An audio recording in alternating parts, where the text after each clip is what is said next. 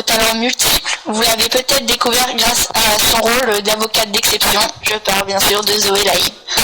Zoé, bonjour, comment allez-vous? Ça va très bien, merci, c'est gentil, je suis contente. Merci d'avoir répondu à notre appel. Eh bien, merci de m'avoir invitée.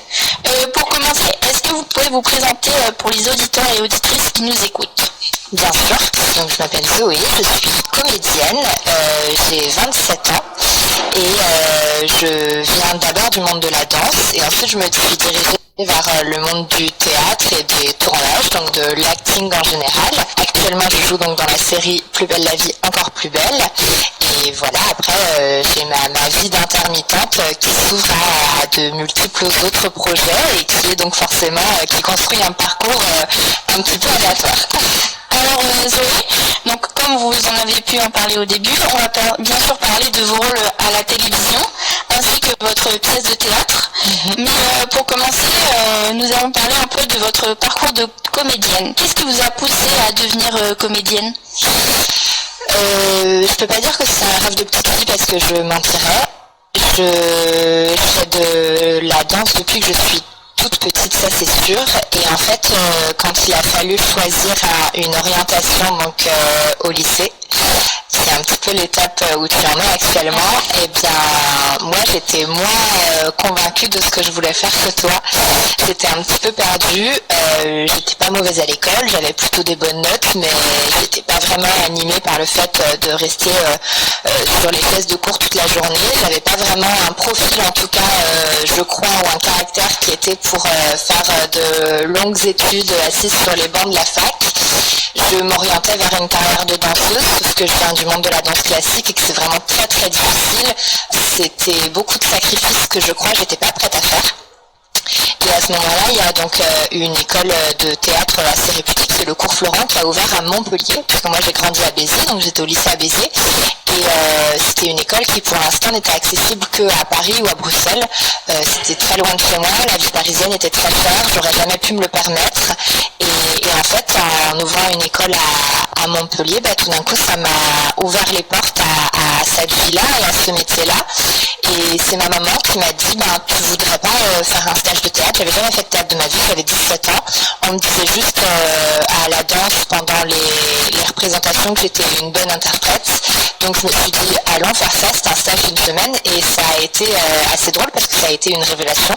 Et à partir de là, j'ai su que c'était vraiment ce métier que je voulais faire. Et du coup, vous avez parlé de la danse et du coup, la danse, c'est quelque chose que vous pensiez faire votre métier au début ou pas?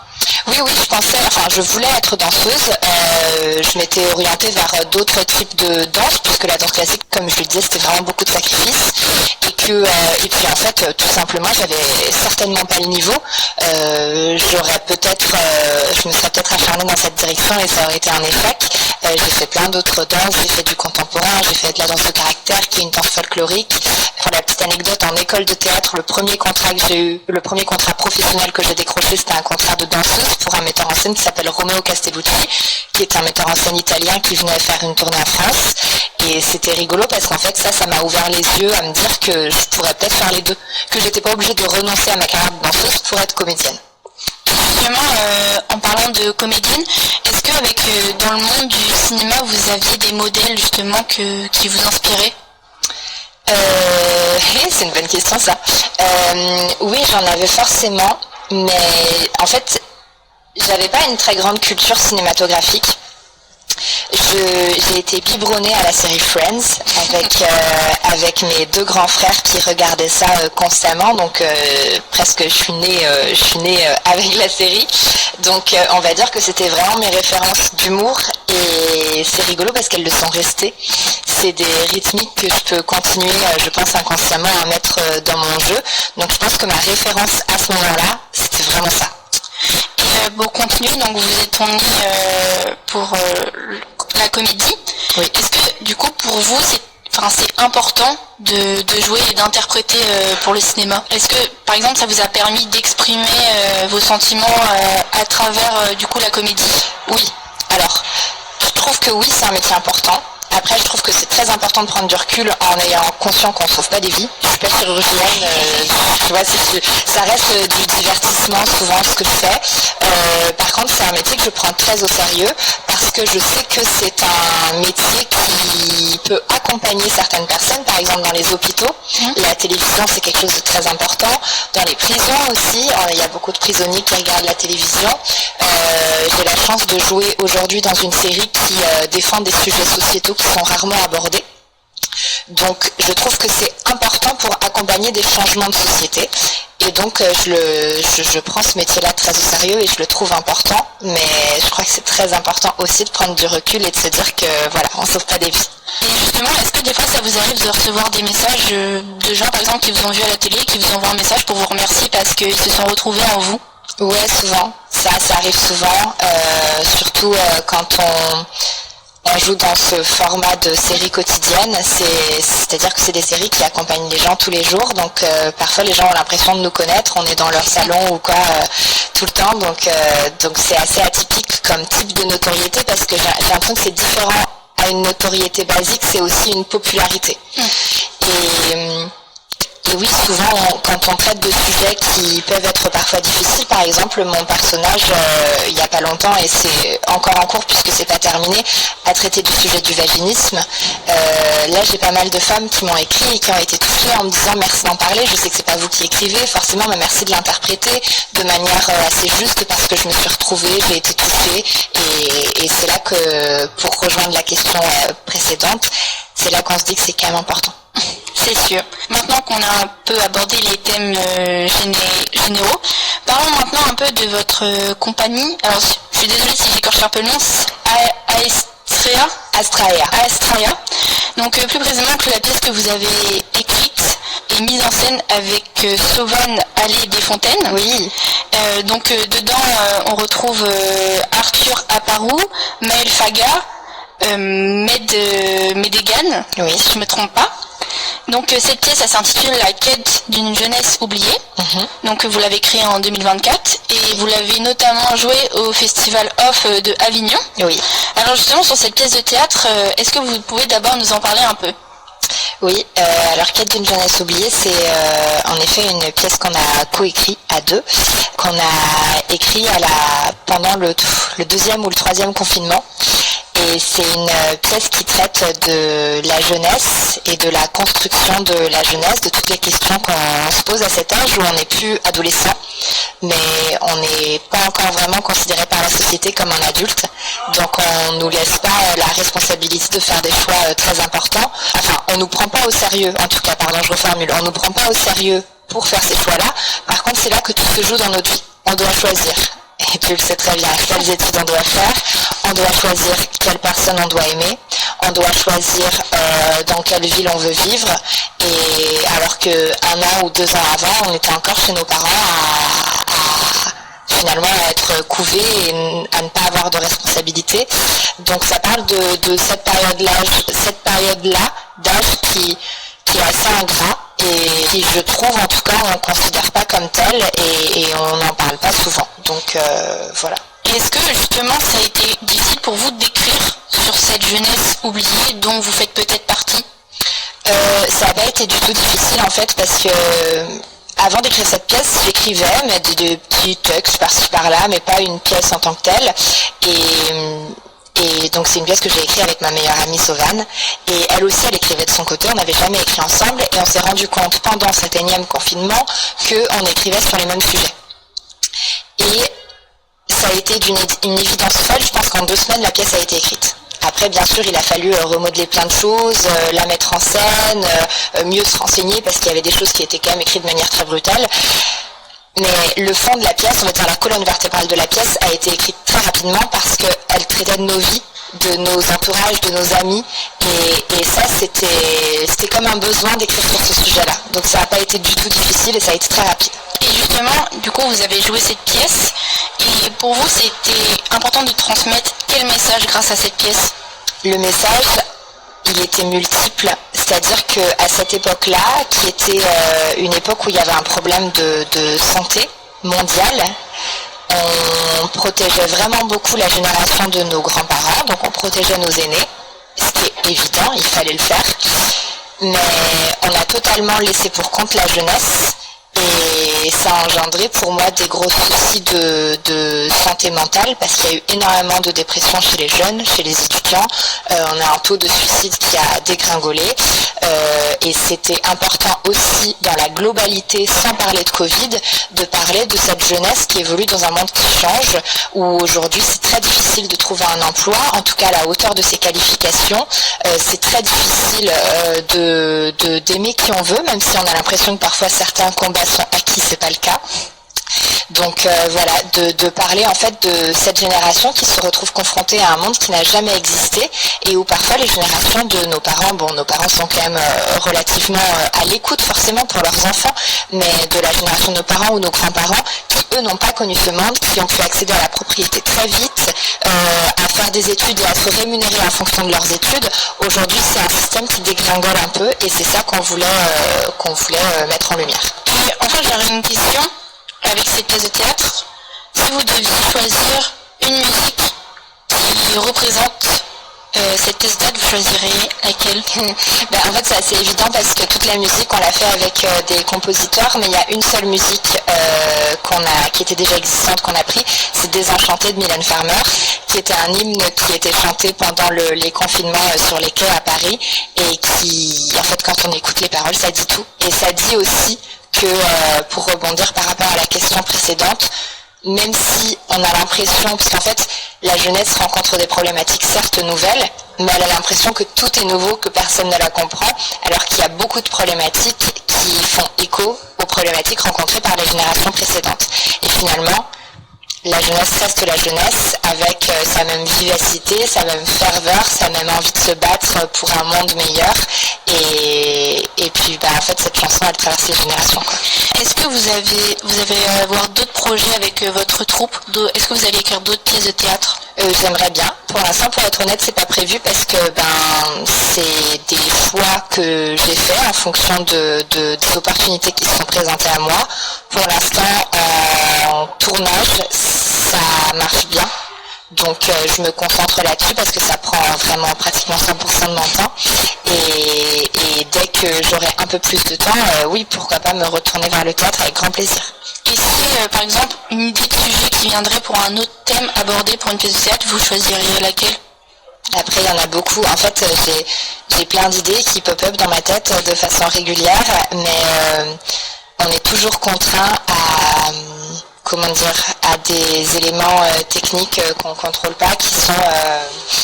faut qu'une pièce elle ait un public, sinon financièrement elle ne fonctionne pas. Donc il faut que ça touche un maximum de monde. Donc parfois j'ai des idées, mais c'est des idées qui sont entre guillemets trop niche et qui ne feront venir personne en salle, donc c'est un peu plus compliqué.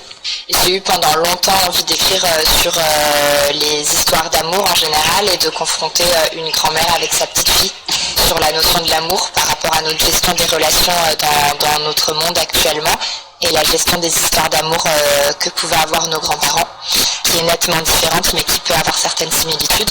Je pense que si je devais écrire demain, ce serait plutôt sur ce sujet-là. Et à présent, donc on a parlé de votre pièce de théâtre. À présent, on va parler aussi de vos rôles à la télévision, comme on a pu l'évoquer précédemment. Donc vous avez joué dans la série Olivia, mais aussi dans un film comme Plan B. Et pour 2026, il va y avoir la sortie de Alter Ego. Oui. On vous connaît forcément dans le rôle de Apolline de Boisier dans Un peu belle la vie, encore plus belle. Et notamment dans ce rôle d'Apolline, est-ce que vous diriez que vous avez des ressemblances avec ce personnage? Je pense qu'on est très différentes d'abord, mais que en fait dans une quotidienne, vu que c'est un personnage qu'on interprète tous les jours, on met forcément beaucoup de notre personnalité au fur et à mesure dans le personnage. Donc plus on l'interprète, plus il se rapproche de nous. Si jamais je dois vraiment comparer avec le personnage dans son écriture de base et moi, Zoé, je dirais qu'on a un déterminisme, en tout cas une volonté d'atteindre nos objectifs qui est... Il y a un bibolo qui fait des gros yeux, qui vient faire sa commère. Simplement. Oui, c'est un peu de ça, c'est donc comme ça, on fait très fin direct. Incroyable. Bonjour. Pardon. Du coup, oui, je pense que la détermination, c'est une caractéristique qui peut nous réunir. Et puis l'amour de nos proches aussi.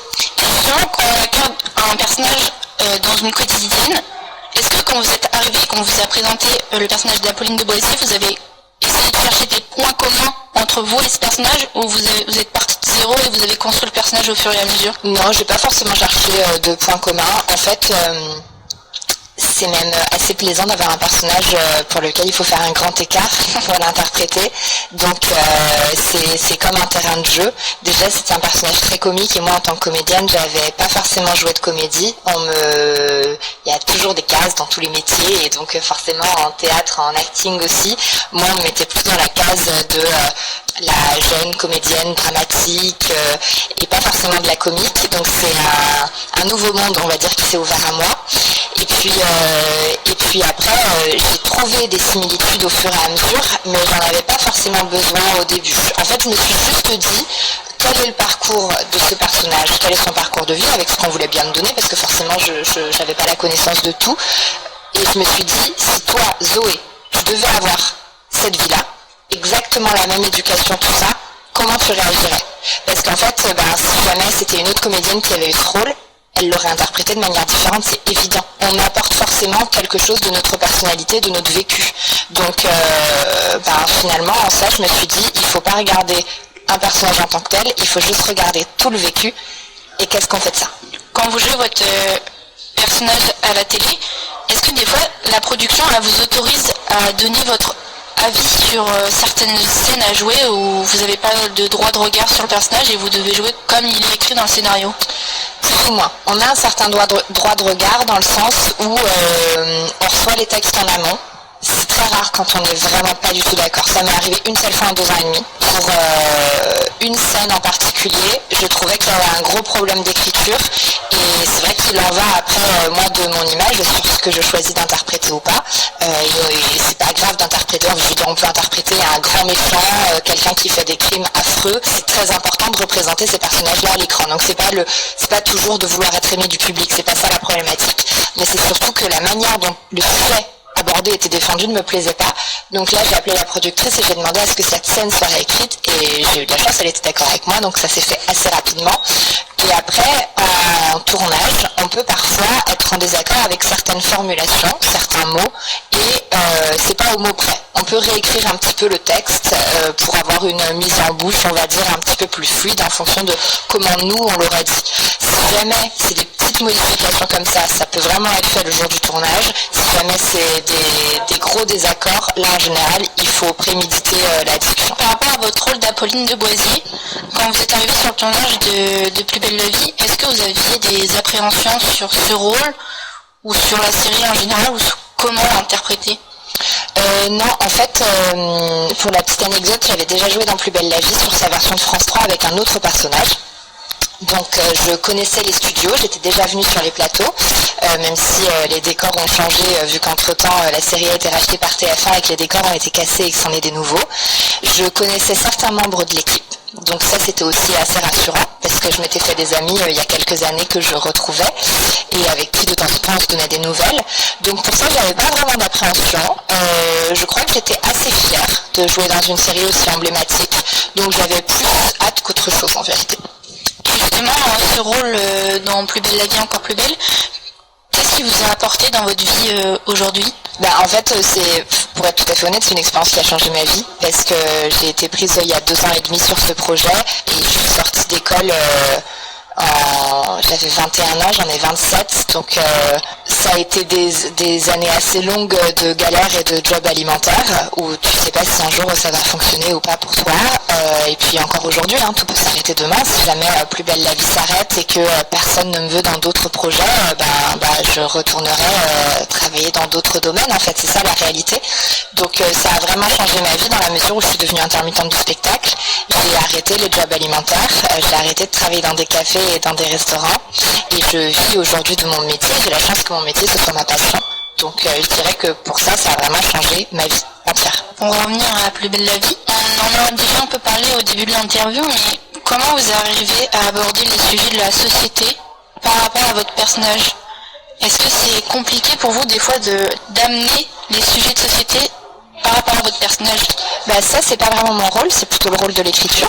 Donc moi, je me laisse surprendre, on va dire, par ce qu'on me propose. Après, est-ce que c'est difficile? En fait, je leur fais confiance. C'est-à-dire qu'eux, ils ont une expérience d'écriture et de diffusion de la série qui accompagne la société. Ils sont vraiment très forts là-dedans. Donc j'estime que s'ils me proposent quelque chose, c'est qu'ils savent où ils vont. Et après, moi, on va dire que je vais chipoter, comme je le disais juste avant, sur certains textes ou certaines formulations si je les trouve pas cohérentes. Et si je suis pas en accord avec ça, mais ça arrive très rarement.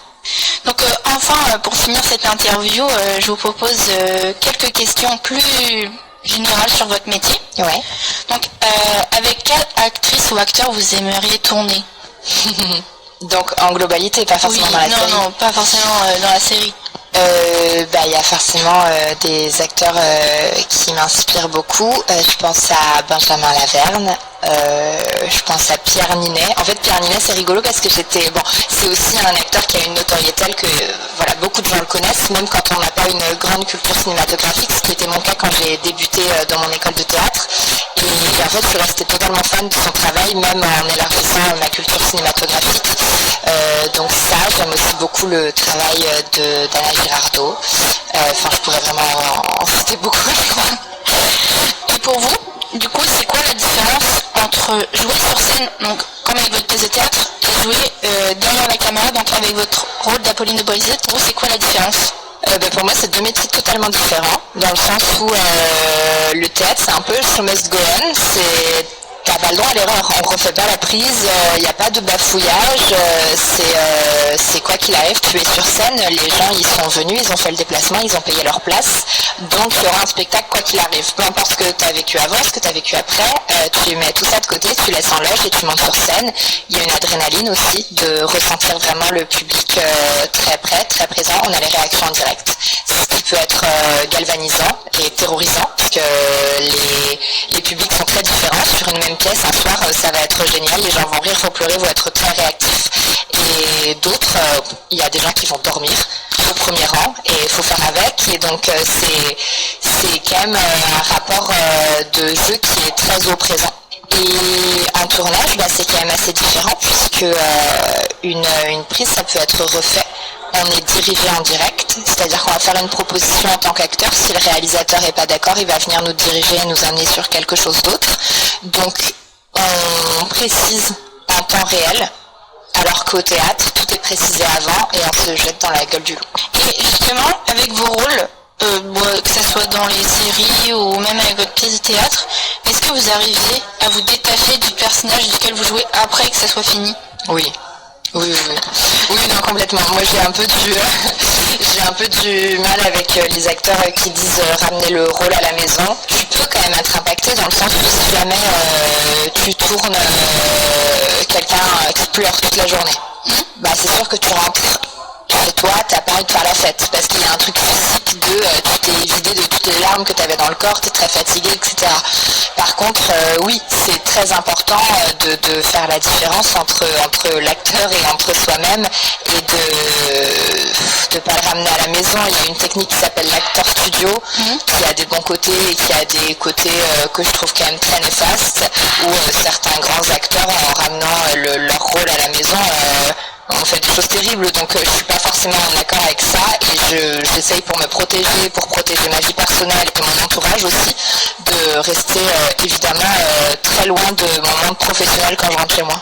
Justement, vous parlez de votre monde professionnel et votre monde personnel.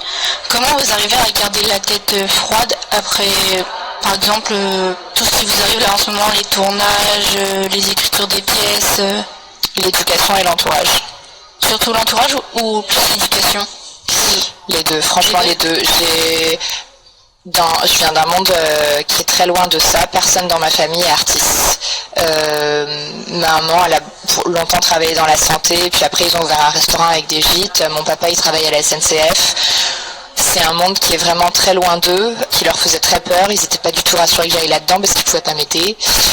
Et puis après, donc ça c'est pour l'entourage. Aussi je partage ma vie avec quelqu'un qui n'est pas du tout de ce milieu-là et ça m'arrange, c'est quelque chose que je cherche. Ça aide aussi quand tu rentres chez toi à laisser tout ça derrière.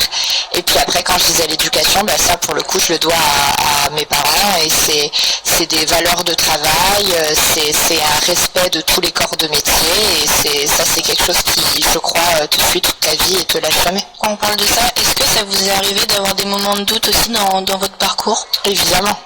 Déjà je crois que tout le monde doute et je crois que les artistes encore plus, parfois c'est un peu trop.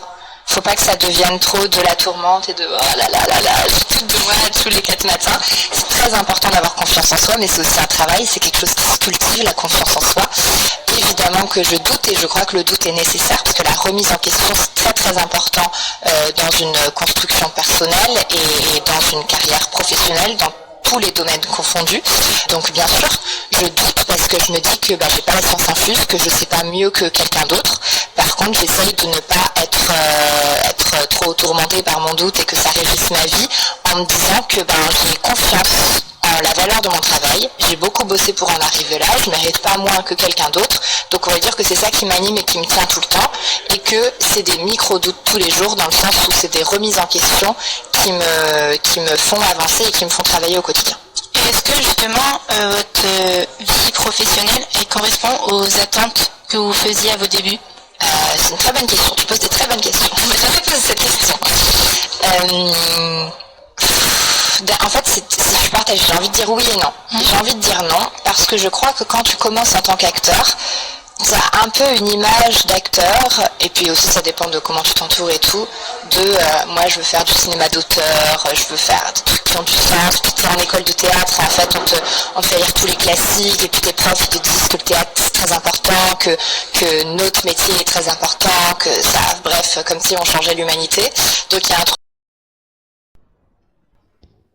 à la réalité du métier où remplir son frigo et manger c'est pas mal aussi et que c'est peut-être plus important d'être en sécurité, d'avoir un toit au-dessus de la tête et de trouver un équilibre entre ça, entre la manière dont tu construis ta vie personnelle et ta carrière professionnelle. L'avis que je donne c'est qu'en fonction de moi. Bien sûr il y a plein d'avis différents mais on va dire qu'aujourd'hui à 27 ans c'est ce que je crois. Peut-être que si tu me réinterviews dans 5 ans, j'aurai un autre discours, on ne sait pas. Mais voilà, je crois qu'en ça c'est différent, parce que peut-être que j'avais des rêves autres quand j'avais 18 ans.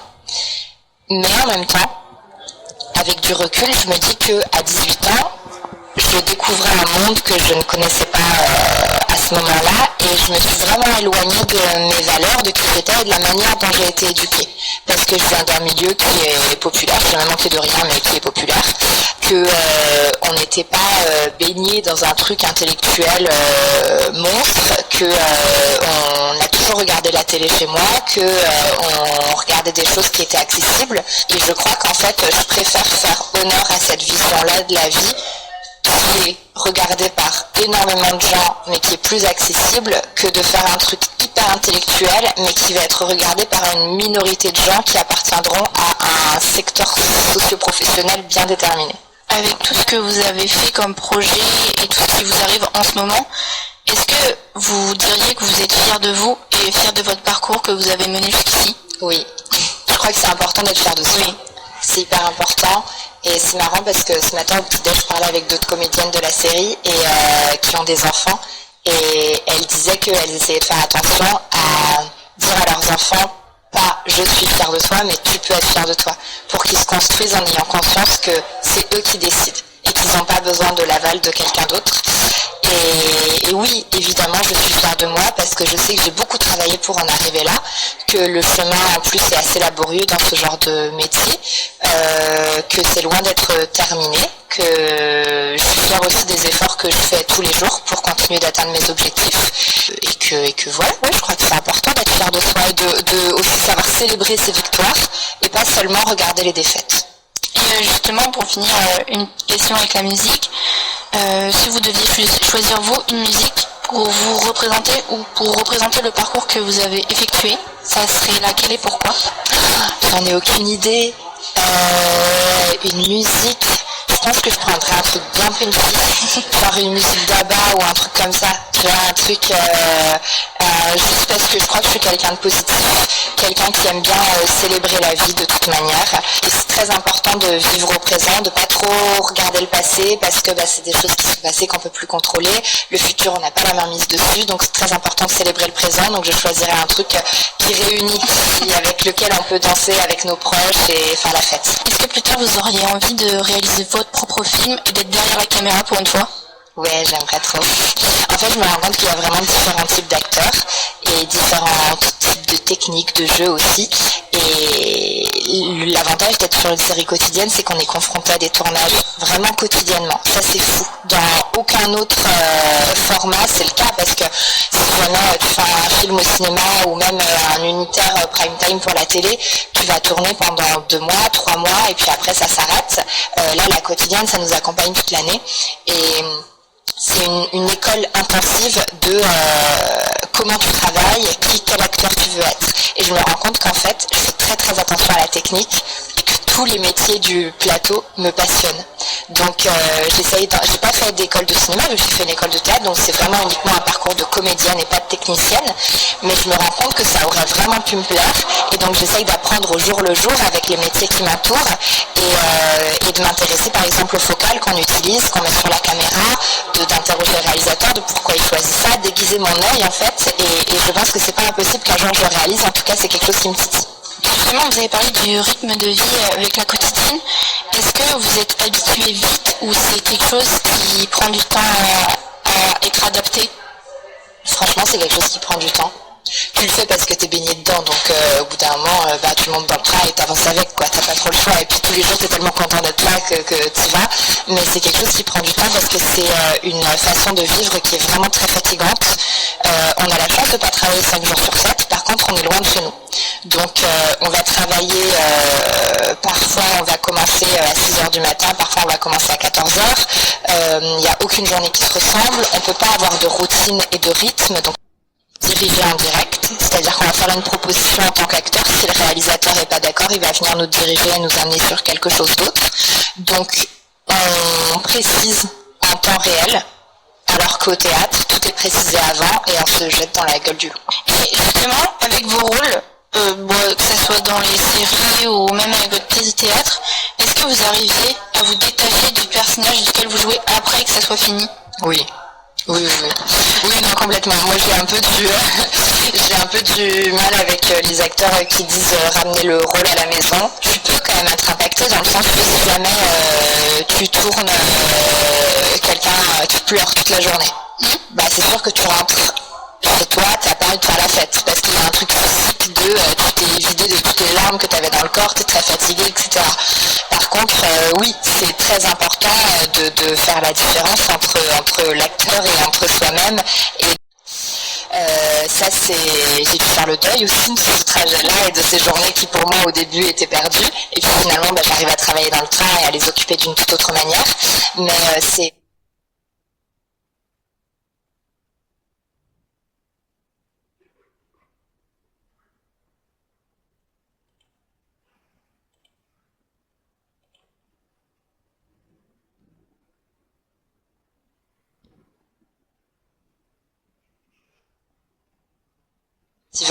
mais c'est quelque chose qui prend du temps parce que c'est une façon de vivre qui est vraiment très fatigante.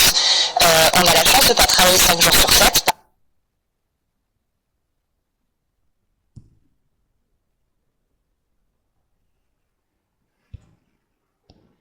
C'est qu'on peut plus contrôler. Le futur, on n'a pas la main mise dessus, donc c'est très important de célébrer le présent. Donc je choisirais un truc qui réunit, avec lequel on peut danser avec nos proches et faire la fête. Est-ce que plus tard vous auriez envie de réaliser votre propre film et d'être derrière la caméra pour une fois? Ouais, j'aimerais trop. En fait, je me rends compte qu'il y a vraiment différents types d'acteurs et différents types de techniques de jeu aussi. Et l'avantage d'être sur une série quotidienne, c'est qu'on est confronté à des tournages vraiment quotidiennement. Ça, c'est fou. Dans aucun autre format, c'est le cas parce que si jamais tu fais un film au cinéma ou même un unitaire prime time pour la télé, tu vas tourner pendant 2 mois, 3 mois et puis après ça s'arrête. Là, la quotidienne, ça nous accompagne toute l'année. Et c'est une école intensive de comment tu travailles, quel acteur tu veux être. Et je me rends compte qu'en fait, je fais très très attention à la technique et tous les métiers du plateau me passionnent. Donc j'ai pas fait d'école de cinéma, j'ai fait une école de théâtre, donc c'est vraiment uniquement un parcours de comédienne et pas de technicienne, mais je me rends compte que ça aurait vraiment pu me plaire, et donc j'essaye d'apprendre au jour le jour avec les métiers qui m'entourent, et de m'intéresser par exemple au focal qu'on utilise, qu'on met sur la caméra, d'interroger le réalisateur, de pourquoi il choisit ça, d'aiguiser mon œil en fait, et je pense que c'est pas impossible qu'un jour je le réalise, en tout cas c'est quelque chose qui me titille. Justement, vous avez parlé du rythme de vie avec la quotidienne. Est-ce que vous êtes habitué vite ou c'est quelque chose qui prend du temps à être adapté? Franchement, c'est quelque chose qui prend du temps. Tu le fais parce que t'es baigné dedans, donc au bout d'un moment, tu montes dans le train et t'avances avec, quoi. T'as pas trop le choix, et puis tous les jours t'es tellement content d'être là que t'y vas. Mais c'est quelque chose qui prend du temps parce que c'est une façon de vivre qui est vraiment très fatigante. On a la chance de ne pas travailler 5 jours sur 7, par contre on est loin de chez nous.